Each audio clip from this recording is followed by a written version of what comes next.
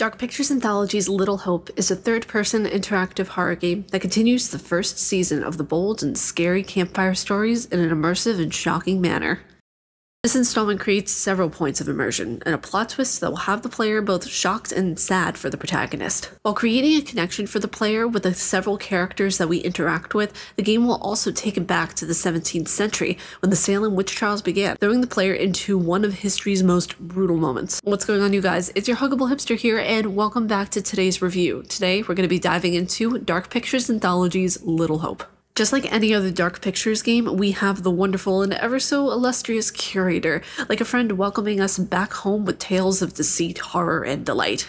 Little Hope creates an immersive world that puts the players in the midst of the Salem witch trials, where we see the characters' doubles accused of witchcraft. The story of this game created a fascinating narrative and built immersive tension around the story that makes a player's choices that much more valuable. Properly done scares that don't jump out at the player every 5 minutes makes this game more of a classic-style horror game, creating that sense of panic and anticipation. While this game is excellent in how it delivers a story and how the characters develop, the controls, however, are lacking and feel stiff when it comes to their movements.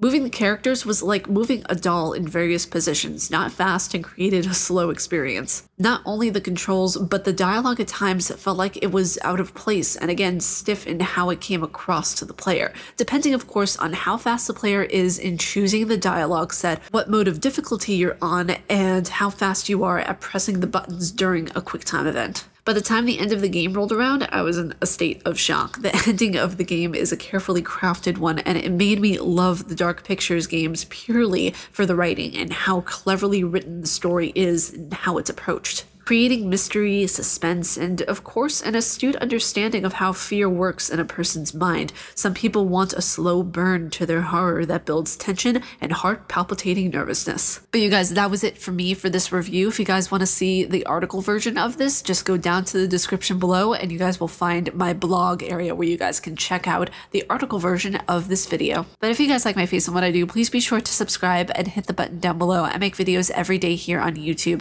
May you find your worth in the waking world, dear hunter. Stay casually nerdy, and I will see you all in the next video. Bye, you guys.